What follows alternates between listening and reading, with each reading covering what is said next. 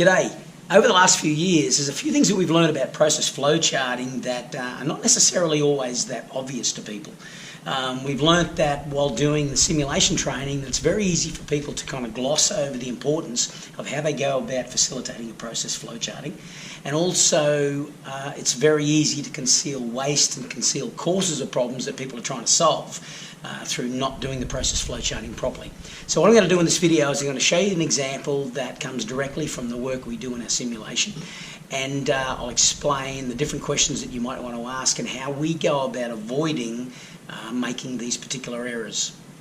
So if you look at the desktop in front of you, I've pre-prepared some steps that I'll put these down here because what they'll do is avoid me writing like a doctor and you can't read the output.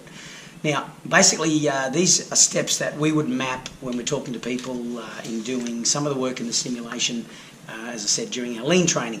Now, basically, the simulation is where people they get an order and they basically fill the order by filling a little cup with a product, and that product is filled to a certain height according to the order of the customer.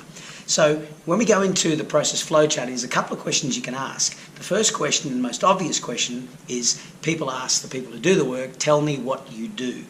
Now, the answer to that question looks something like this. So the operator will say, okay, here's what I do. I grab the order. I then fill the cup to the ordered level. I then pass that order on to operator B. So this is not incorrect. This is actually what they do. So I'll make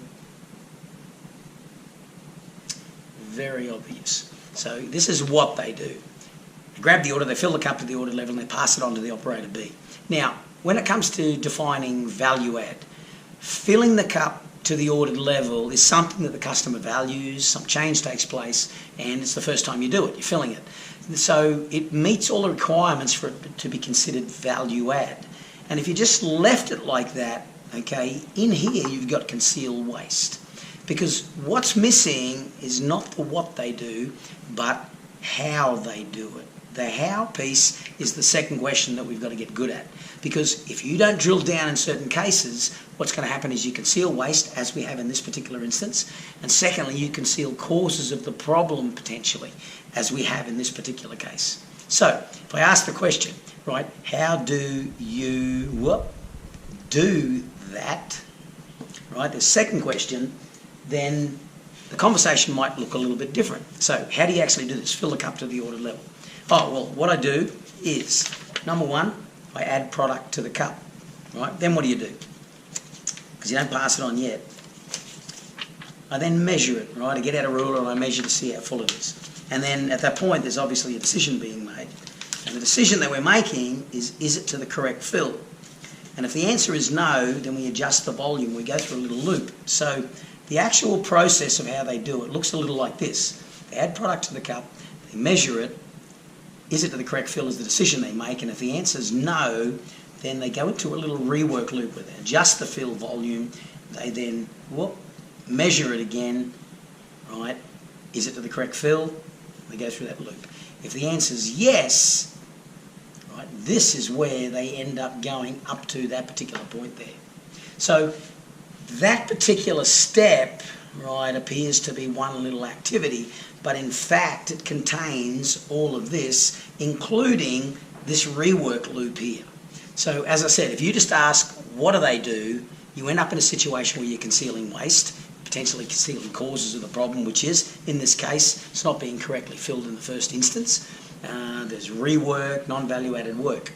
The filling, right, adding product to the cup in the first instance is the only value added part of this piece. The rest of this is actually waste. So how do you avoid this? Well, number one, learn the two questions. Tell me what you do, tell me how you do that. You've got to be inquisitive and you've got to drill down deeply or more deeply into the process to get to the nitty-gritty. The second thing is you do what we advocate to people, and that is you pre-observe or pre-measure. Right? You only know to ask this question if you've observed the process in action and you've actually seen it.